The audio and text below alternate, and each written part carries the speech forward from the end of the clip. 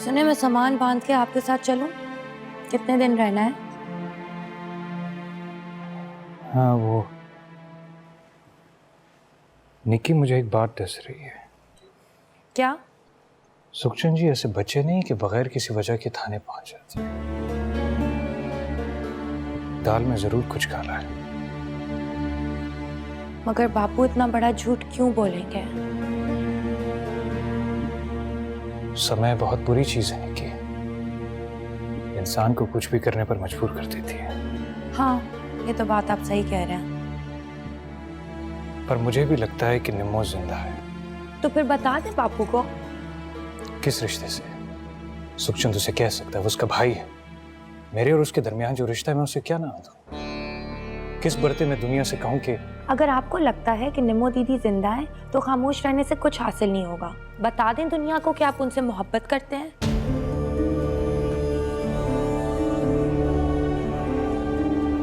निक्की, तुम समझ नहीं रही बात को। मैं सब समझ चुकी हूँ।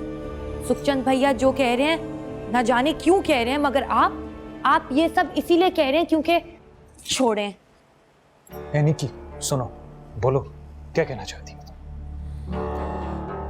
कि आप मुझे पसंद नहीं करते, आप किसी और को पसंद करते हो। वो निम्मो दीदी नहीं है, क्योंकि निम्मो दीदी मर चुकी हैं। ठीक है, जो समझना चाहती हो समझो, जैसे तुम्हारी मर्जी। मैं आपके साथ संदेवाल नहीं जाऊंगी। ठीक है, नहीं जाना चाहती तो ना जाओ।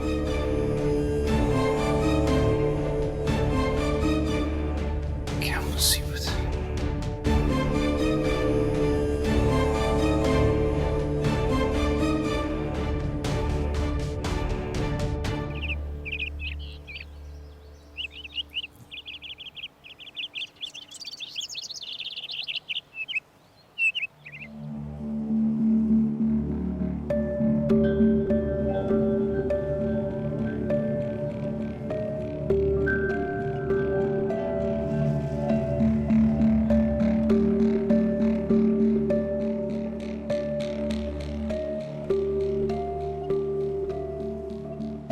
दीदी, दीदी, क्या है छोटी?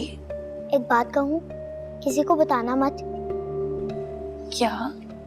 तुमने अच्छा किया, जीजा जी के साथ नहीं गई। तुमने बहुत अच्छा किया।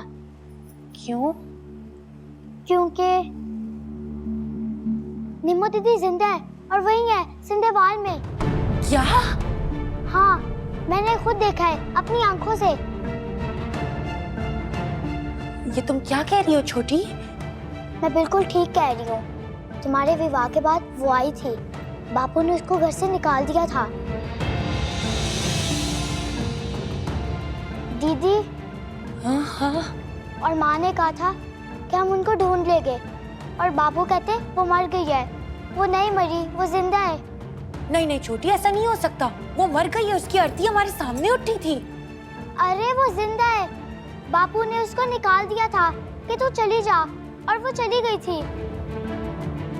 तुम ये बात अपने जीजा जी को बिल्कुल नहीं बताओगी, सुन रही हो? वरना मैं मर जाऊंगी, ट्रेन के आगे लेट के मर जाऊंगी, समझ रही हो?